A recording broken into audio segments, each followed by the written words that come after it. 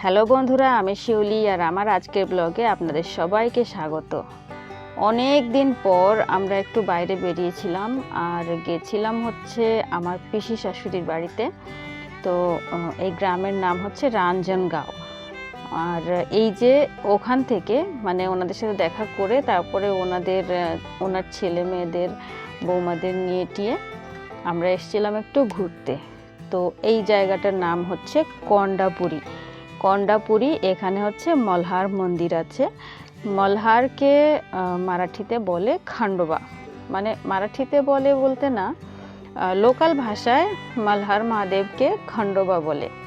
তো এখানে আমরা এসেছিলাম, খুব মজা হয়েছে আর আমরা খুব এনজয় করেছি। আর আমার মেয়ে তো খুব খুশি ছিল। তো আমরা মেন গেট দিয়ে ভেতরের দিকে ঢুকে পড়েছি। দেখতে পাচ্ছেন দু সাইডে গার্ডেন আছে। দেখুন একেবারে পার্কের মতো পরিবেশ, খুব সুন্দর ছিল। আর এবার আমরা ভেতরে ঢুকবো। এই হচ্ছে মন্দির, মন্দিরের চূড়াটা দেখালাম। তো এখান দিয়ে একটু উল্টো সাইডে হচ্ছে মেন দরজা, মানে মন্দিরের দরজা। মেন গেট তো বাইরে দেখালাম একবার।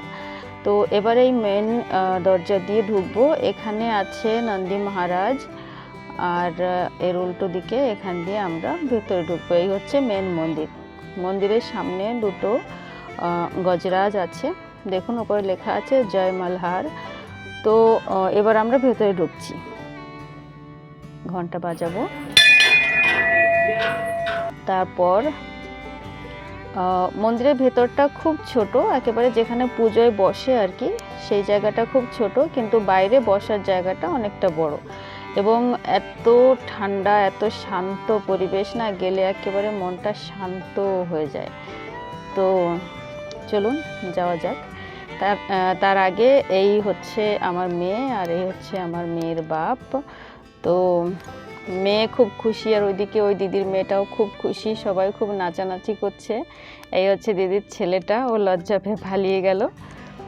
তো চলুন ভেতরে যাই, আর ভেতরে গিয়ে আমি দর্শন করে তারপরে আপনাকে দেখাবো। ভেতরে অলরেডি আমাদের তাই মানে দিদি, আর এই সাইডে হচ্ছে দাদার শাশুড়ি। তো এই হচ্ছে মলহার মহাদেব। আর মলহার হচ্ছে মহাদেবের একটা রূপ। তো এখানে নিচে দেখুন, আমি দেখাচ্ছি, এখানে একটা মহাদেবের মস্তক রাখা আছে। এই আমি পুরো পিকচারটা নিতে চাইছিলাম, কিন্তু এই রডের কারণে সম্ভব হচ্ছিল না, এই জন্য আমি ঘুরিয়ে ঘুরিয়ে ওপর নিচে করে, যাই হোক। তো দর্শন করে আমি বেরিয়ে এসেছি। এখানে আমরা নারিয়েল ফুঁড়বো আর তারপরে ঘুরবো। এখানে পার্কের মতো খুব আছে, পরিবেশটা খুব সুন্দর। এখানে একটা মহাদেবের মূর্তি আছে, এখানে আমরা একটু ফটো সেশন করলাম, আমার মেয়ের ফটো সেশন করলাম। অনেক ফুল গাছ আছে এখানে, সেখান থেকে আমার মেয়ে একটা ফুল তুলে এনে আমাকে দিয়েছে।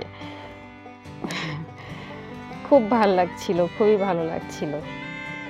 এই হচ্ছে ফুলটা, ও আমাকে দিয়েছে। আর এখানে আমাদের দাদা নারকেল ফুঁড়েছে, তারপরে আমরা সবাই নারকেলের প্রসাদ নিয়েছি, উনি লুকাচ্ছিলেন।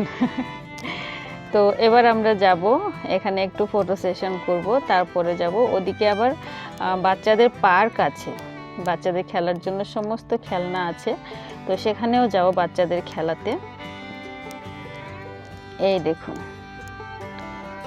এখানে আমার মেয়ে খুব স্লাইড খেলেছে, খেলতে খেলতে ঠোঁট ফেটে গেছে, মানে একজনের মাথার সাথে ওর ঠোঁট লেগে গেছিল, ঠোঁট ফেটে গেছে, কিন্তু তারপরও খুব খুশি ছিল, কাঁদেনি একটুও। তো এখান থেকে হয়ে যাওয়ার পরে আরও খেলনা আছে, ঝুলা আছে, আর এটা যে কি আমি জানি না, আমরা দুজনে খুব খেলছিলাম। আর এই যে দাদার মেয়েটা এসে গুন্ডাগর্দি করছে, দেখুন।